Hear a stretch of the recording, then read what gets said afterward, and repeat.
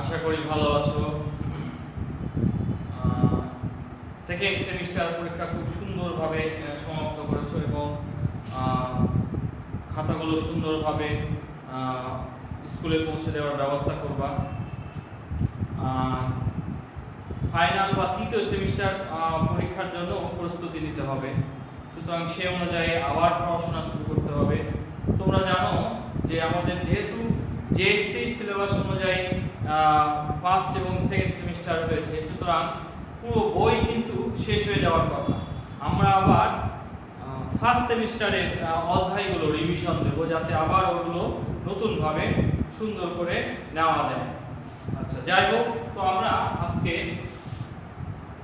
তৃতীয় অধ্যায়, যেটা ফার্স্ট সেমিস্টারে ছিল, সেই অধ্যায় নিয়ে আজকে আলোচনা করব। তৃতীয় অধ্যায়ের পার্ট 1। আমরা তৃতীয় অধ্যায়ে দেখেছি যে একটা গুরুত্বপূর্ণ বিষয়, সেটা হচ্ছে অর্থাৎ আমাদের জীবনের সাথে যে বিষয়টা সম্পর্কিত, সেটা হচ্ছে সংস্কৃতি। অর্থাৎ সংস্কৃতি ছাড়া আসলে কোনো মানব গোষ্ঠী চলতে পারে না, কারণ মানব গোষ্ঠী হলে সেখানে সংস্কৃতি থাকবে। সংস্কৃতিহীন মানব গোষ্ঠী আসলে হয় না, কারণ হচ্ছে যে মানব গোষ্ঠী হোক, ওই মানব গোষ্ঠী তো আচার আচরণ, কাজ কলাপ, চিন্তা ভাবনা, তাদের দৈনন্দিন জীবন আছে। যদি এগুলো থাকে তাহলে সেখানে সংস্কৃতি আছে। সুতরাং মানব যে গোষ্ঠী যেখানে থাকবে, মানুষের বসবাস যেখানে থাকবে, সেখানে এই কালচার বা সংস্কৃতি থাকতে হবে। তো এই ইন্টারেস্টিং একটা টপিকস আজকে আলোচনা বিষয়, কারণ পার্ট 1 এ অধ্যায় 3 এর পার্ট 1 এ এই ইন্টারেস্টিং বিষয়টাকে আলোচনা করা হয়েছে। তো যাই হোক, এই অধ্যায়ে প্রথমে পার্ট 1 থেকে ক বা খ হিসেবে যে প্রশ্নগুলো হয়, সংস্কৃতি কি, হোয়াট ইজ কালচার। তো এটা একটা ইন্টারেস্টিং সংজ্ঞা আছে। কেউ যদি মনে করে বলে যে আমরা তাই আমাদের সংস্কৃতি, আমরা যা তাই আমাদের সংস্কৃতি হয়ে গেল। কিন্তু culture is that what we are. তার মানে এটা মুখস্থ করার কিছু নাই যে সংস্কৃতি কি, আমরা যেটা সেটাই সংস্কৃতি, বা আমরা যেভাবে আচার আচরণ করছি, যেভাবে জীবন যাপন করছি, সেগুলো আমাদের সংস্কৃতি। অন্যভাবে বলা যায় যে মানুষ সকালে ঘুম থেকে উঠে রাতে ঘুমোতে যাওয়ার আগ পর্যন্ত যা কিছু করে সেটাই তার সংস্কৃতি। সুতরাং সংস্কৃতি যখন বলবে যে what is culture, what you mean by culture, what is the definition of culture, সুতরাং এই একটা কথা বললেই হবে যে আমরা যা তাই আমাদের সংস্কৃতি। আমরা কিন্তু সংস্কৃতির দুই ধরনের বিষয় ব্যবহার করি, তাই না? আমি চিন্তা করছি বা তুমি চিন্তা করছো, এটাও যেমন একটা বিষয়। আবার আমরা ডাস্টার ব্যবহার করছি, আমরা বোর্ড ব্যবহার করছি, আমরা কলম ব্যবহার করছি। This is also the element of culture. তার মানে এই যে আমরা চিন্তা করছি, আমরা ধর্মীয় বিষয় আলোচনা করছি বা ধর্ম নিয়ে চিন্তা করছি, এটা যেমন আছে, ঠিক তেমনি আমাদের দৃশ্যমান বিষয় আছে। সুতরাং সংস্কৃতির ধরনগুলোকে দুই ভাগে ভাগ করা হয়েছে। অর্থাৎ সংস্কৃতির ধরন দুই ধরনের, একটা হচ্ছে বস্তুগত আর একটা হচ্ছে অবস্তুগত। বস্তুগত মানে হচ্ছে দৃশ্যমান, যেটা দেখা যায়, যেটা আমরা জানতে চাই বা যেটা আমরা স্পর্শ করতে পারি। অবস্তুগত যেটা হচ্ছে দেখা যায় না, যেটা ছোঁয়া যায় না, যেটা আমরা সরাসরি এক স্থান থেকে অন্য স্থানে ধরে নিয়ে যেতে পারছি, যেটাই হচ্ছে অবস্তুগত। যেমন বস্তুগত কি, ঘর বাড়ি, টেবিল চেয়ার, টিভি, রিমোট, আমাদের মোবাইল ফোন ইত্যাদি। আর অবস্তুগত তাহলে কি বলছি, আবেগ, চিন্তা, সাহিত্য, ধর্ম, অনুভূতি, এগুলো হচ্ছে অবস্তুগত সংস্কৃতি। সুতরাং সংস্কৃতির ধরন হচ্ছে দুই ধরনের, বস্তুগত এবং অবস্তুগত। তাহলে যদি বলা হয় what is the definition of বস্তুগত সংস্কৃতি, সুতরাং সহজ, যে সংস্কৃতির যে উপাদানগুলো আমরা দেখতে পাচ্ছি, ধরতে পাচ্ছি, সেগুলো হচ্ছে সংস্কৃতির বস্তুগত উপাদান, বা সেগুলো হচ্ছে বস্তুগত সংস্কৃতি। যেমন চেয়ার, টেবিল, খাতা, বই, কলম, বাড়ি ঘর সবই। অবস্তুগত সংস্কৃতির যে উপাদানগুলো আমরা দৃশ্যমান নয়, দেখা যায় না, ছোঁয়া যায় না, ধরা যায় না, সেগুলো হচ্ছে অবস্তুগত সংস্কৃতি। যেমন আবেগ, অনুভূতি, চিন্তা, ধর্ম, বিশ্বাস, ধ্যান, ধারণা সবই। সুতরাং সংস্কৃতির এই দুই ধরনের উপাদানগুলো নিয়েই আমাদের জীবন ব্যবস্থা গড়ে ওঠে, আমাদের জীবনটা বিকশিত হয়। আচ্ছা, তাহলে এই চারটা প্রশ্নই গেল যে সংস্কৃতি কি জিনিস, সংস্কৃতির ধরনগুলো কি, বস্তুগত সংস্কৃতি কি, অবস্তুগত সংস্কৃতি ধারণা ব্যাখ্যা করো। এবার আমরা একটু দেখি যে মানব সংস্কৃতির বিকাশ ঘটে কিভাবে, বা মানব সংস্কৃতির বিকাশ ঘটেছিল কিভাবে। এই প্রশ্নটার উত্তর এইখানে আলোচনা করা হয়েছে, কারণ এটা সংক্ষিপ্ত হিসেবে আসতে পারে, আবার গ বা গ হিসেবেও বড় প্রশ্ন হিসেবেও আসতে পারে, গ বা ঘ প্রশ্ন হিসেবেও আসতে পারে যে সংস্কৃতির বিকাশ ঘটেছিল কিভাবে। আমরা জানি যে এক সময় মানুষের জীবন ছিল হচ্ছে সহজ সরল শ্রেণীহীন, খুব সাধারণ গুহায় বসবাস করত, অর্থাৎ গৃহবাসী মানুষ ছিল। পর্যায়ক্রমে মানুষের মধ্যে নানা ধরনের আবিষ্কার হয়েছে, তার মধ্যে একটা গুরুত্বপূর্ণ আবিষ্কার হচ্ছে হাতিয়ার আবিষ্কার, অর্থাৎ মানুষ গাছপালার ডাল, পশু যদি মরে পড়ে থাকতো সেই পশুর হচ্ছে হাড়, তারপরে আস্তে আস্তে তীর, ধনুক, বিভিন্ন ধরনের হাতিয়ার আবিষ্কার। এই হাতিয়ার আবিষ্কার মানুষের জীবনের একটা গুরুত্বপূর্ণ বিকাশে ভূমিকা রেখেছিল, অর্থাৎ এই হাতিয়ার আবিষ্কারটা মানুষের সংস্কৃতি বিকাশের চেয়ে জীবন ব্যবস্থা পরিবর্তনের একটা গুরুত্বপূর্ণ বিকাশ ছিল। কারণ তখন তো মানুষের সংস্কৃতি এতটা ধারণা ছিল না, তার জীবন ব্যবস্থা কি করে আরো সহজ হয়, তার জীবন ব্যবস্থা কি করে আরো মসৃণ হয় সেটা ব্যবস্থা, ওই জীবন ব্যবস্থা পরিবর্তন করতে যে সে হাতিয়ার আবিষ্কার করলো, এবং হাতিয়ার আবিষ্কারের সংস্কৃতি বিকাশের একটা অন্যতম গুরুত্বপূর্ণ উপাদান হিসেবে কাজ করলো। তারপরে যেটা গুরুত্বপূর্ণ আবিষ্কার ছিল সেটা হচ্ছে আগুনের আবিষ্কার। এটা মানুষকে আরেক ধাপ, হাতিয়ার আবিষ্কার যেমন এক ধাপ উন্নতি করে, ঠিক তেমনি আগুনের আবিষ্কার আরেক ধাপ উন্নতিতে পৌঁছে দেয়, অর্থাৎ আগুনের আবিষ্কার মানুষের জীবন ব্যবস্থাটা একটা ওভারঅল পরিবর্তন ঘটায়। তারপরে আস্তে আস্তে পশুপালন অর্থনীতি শুরু হলো, বা পশুপালন ব্যবস্থা, তারপর থেকে চাষাবাদের ব্যবস্থা, তারপরে এক সময় দেখা যাচ্ছে যে সমাজেরই প্রচলন হয়ে গেল।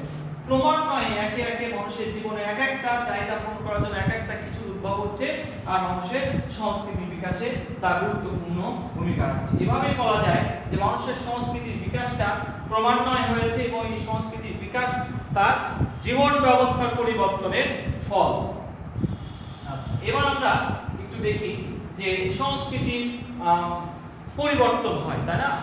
যেমন আজ থেকে 40-50 বছর আগে বাংলাদেশের মানুষের জীবন ব্যবস্থা যেমন ছিল, এই 40-50 বছর পরে কি একই আছে? অ্যাবসলিউটলি, তাই না? এটা ক্রমান্বয়ে পরিবর্তন হচ্ছে। আচ্ছা, 40-50 বছর বাংলাদেশের জীবন ব্যবস্থা বাদ দাও, আমাদের বাবা মা বা তোমাদের বাবা মা যেভাবে জীবন ব্যবস্থা করেছে বা যেভাবে জীবন যাপন করেছে, আমরা কি বা তোমরা কি সেভাবে করছো? তার মানে পরিবর্তন কিন্তু হচ্ছে, মানুষের জীবন ব্যবস্থায় পরিবর্তন হচ্ছে। আবার আমাদের বাবা মার কথা বাদই দাও, তোমরা একেবারে ছোটকালে যে জীবন ব্যবস্থায় অভ্যস্ত ছিল, এখন কি সেই জীবন ব্যবস্থায় অভ্যস্ত হচ্ছ? তার মানে এটা ক্রমান্বয়ে পরিবর্তন হচ্ছে। একটা উদাহরণ দিয়ে ভালো করে বোঝানো যায় যে এক সময় গ্রাম বাংলায় লাঙ্গল দিয়ে চাষাবাদ হতো। বাংলাদেশে এক সময় গ্রাম বাংলায় লাঙ্গল দিয়ে চাষাবাদ হতো। এখন সেখানে হয়তো আধুনিক প্রযুক্তি আসছে, ট্রাক্টর আসছে, আরো অন্যান্য প্রযুক্তিগত উন্নয়ন হচ্ছে। তার মানে লাঙ্গলের চাষাবাদ আস্তে আস্তে ট্রাক্টরের চাষাবাদে পরিণত হচ্ছে। এটা এক ধরনের পরিবর্তন, পরিবর্তন হলে সেখানে উন্নয়ন ঘটতে পারে। যদি চাষাবাদটা লাঙ্গল থেকে ট্রাক্টরে আসে, সেটা কি পরিবর্তনটা হচ্ছে কাঙ্ক্ষিত ইতিবাচক। সুতরাং এই পরিবর্তনটাকে বলা হচ্ছে উন্নয়ন। অর্থাৎ পরিবর্তন দুই ধরনের হতে পারে, একটা হচ্ছে এক্সপেক্টেড আর একটা হচ্ছে আনএক্সপেক্টেড। যেই চেঞ্জটা এক্সপেক্টেড সেটাকেই বলা হয় ডেভেলপমেন্ট, অর্থাৎ সংস্কৃতির যে পরিবর্তনটা ইতিবাচক, কাঙ্ক্ষিত, উদ্ভাসিত, সেই সংস্কৃতির পরিবর্তনটাকে বলা হয় উন্নয়ন। তাহলে আমরা একটা প্রশ্নের উত্তর জেনে গেলাম যে সংস্কৃতির উন্নয়ন বলতে কি বোঝায়। সংস্কৃতির ইতিবাচক, কাঙ্ক্ষিত, ভালো পরিবর্তনটাকেই বলা হয় সাংস্কৃতিক উন্নয়ন। আর পরিবর্তনটা তাহলে কি? ধরো এক প্রজন্ম থেকে আরেক প্রজন্ম সংস্কৃতির কিছু কিছু পরিবর্তন হয়। বাবা মা যেভাবে জীবনযাপন করেছে সন্তানরা তার চেয়ে কিছুটা পরিবর্তিত আকারে জীবনযাপন করে, এটা একেবারেই বাস্তব। এভাবে অথবা আরেকটা পরিবর্তন হয় যে একটা সংস্কৃতির সাথে আরেকটা সংস্কৃতি যখন সংমিশ্রণ ঘটে তখন সংস্কৃতির কিছু কিছু পরিবর্তন হয়। এই ঘটনাগুলোকেই বলা হয় সাংস্কৃতিক পরিবর্তন। অর্থাৎ এক প্রজন্ম থেকে অন্য প্রজন্মে সংস্কৃতি হস্তান্তর হতে হতে কিছু কিছু বিষয় আসে, অথবা অন্য একটা সংস্কৃতির সাথে নিজের সংস্কৃতির সংমিশ্রণের ফলে সংস্কৃতির মধ্যে কিছু কিছু বিষয় আছে। এই বিষয়গুলোকেই বলা হয় সাংস্কৃতিক পরিবর্তন। অর্থাৎ এই বিষয়গুলো খারাপ হতে পারে, ভালো হতে পারে। যদি খারাপ হয় তাহলে পরিবর্তন হবে, কিন্তু সেটা উন্নয়ন হবে না। আর যদি সেটা ভালো হয় সেটা পরিবর্তনের সাথে সাথে উন্নয়ন হয়। তাই এখানে বলা হচ্ছে যে পরিবর্তন হলেই যে সেটা উন্নয়ন হবে এমনটা বলা যায় না, কিন্তু উন্নয়ন হলে পরিবর্তন হতে বাধ্য। অর্থাৎ তাহলে আমরা দেখে গেলাম যে সাংস্কৃতিক পরিবর্তন এবং সাংস্কৃতিক উন্নয়ন দুটো আলাদা কনসেপ্ট। এবার আরেকটা ভেবে আমাদের প্রশ্ন আসতে পারে, সেটা হচ্ছে যে সামাজিক উন্নয়ন কিভাবে সামাজিক পরিবর্তন ঘটাচ্ছে। সামাজিক উন্নয়ন কিভাবে সামাজিক পরিবর্তন ঘটাচ্ছে, সোশ্যাল ডেভেলপমেন্ট আর সোশ্যাল চেঞ্জ। দেখো একসময় বাংলাদেশে চাষাবাদের ক্ষেত্রে আগে বলেছি যে মানুষ নিজেই চাষাবাদের উপকরণ হিসেবে ব্যবহার করত। অর্থাৎ মানুষের নিজে হাতে কোদাল দিয়ে অথবা নিজ হাতে চাষাবাদের ব্যবস্থা হতো। সেখান থেকে আস্তে আস্তে লাঙ্গলের উদ্ভব হলো। লাঙ্গলের উদ্ভব হতে হতে এখন আস্তে আস্তে ব্যবহারটা হয়ে যাচ্ছে ট্রাক্টরে। এটাই তো হচ্ছে সাংস্কৃতিক পরিবর্তন। তার মানে যখন উন্নয়ন ঘটছে অটোমেটিক্যালি সেখানে পরিবর্তন আসছে। এক সময় বাংলাদেশে মানুষ ল্যান্ডফোনে সবার সাথে যোগাযোগ করতো, অর্থাৎ ল্যান্ডফোন ঘুরিয়ে অথবা টিপে।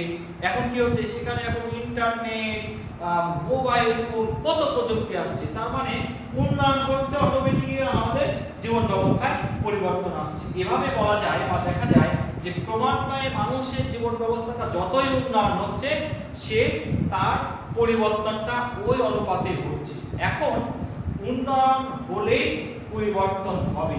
এখন যদি বলা যায় যে এই পরিবর্তনটা যদি এক্সপেক্টেড হয়, এই পরিবর্তনটা যদি পজিটিভ হয় তখন সেটাকে উন্নয়নের হিসেবে গণ্য হবে। যদি পজিটিভ না হয়, এক্সপেক্টেড না হয়, তাহলে সেটা পরিবর্তনই হবে, উন্নয়ন হবে। যেমন ধরো একটা উদাহরণ দিই, লাঙ্গল দিয়ে চাষাবাদ করি।